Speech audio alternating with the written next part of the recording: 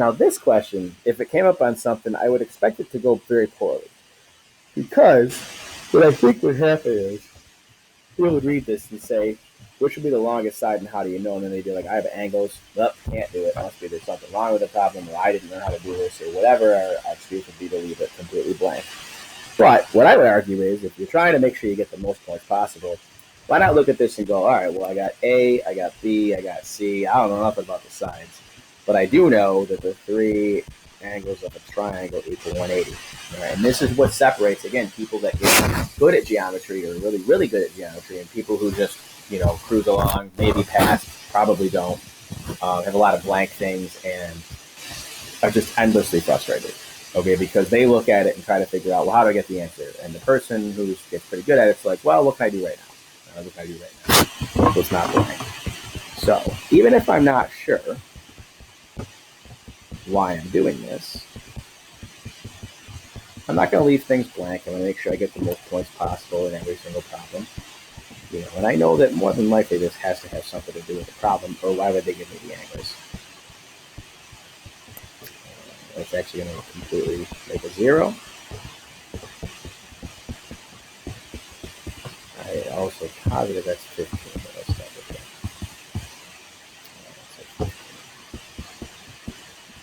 that. Okay, so now I've got that. So again, what's that worth? I don't know, a point, maybe 2. I wrote down why I did it, which is good. Maybe I'm thinking, well, I don't draw a picture of it, so let's draw a picture of it. A, B, C, because I'm drawing a picture. I have no idea if that's what it looks like. I'm also thinking, well, let's get max points here. X was 15, so 4 times 15 plus 12, that's 72. 5 times 15 minus 8, that's 50, and 25, 75, 67, I believe. And then 3 times 15 plus 4 is, minus 4. Minus 4, that's 45, 41. All right, so let me do a quick little bit of math here. That's 10, 17, 14. Okay, 180. Those are right. And then maybe I go over here and I'm like, again, I'm not sure. And this is where, this is how I do stuff. But I also assume that I can figure things out if I have all my information in one spot. Maybe I get there and I think about it. I'm like, yep, that's it. I don't know anything else. And I'm telling you right now, if this was a 4-point question, I'm giving you probably real close to 3. I'm thinking that this is probably giving you 3 out of 4 points. So here's the deal. What the rule was larger angle opposite larger side. All right, well, that means largest angle is right here.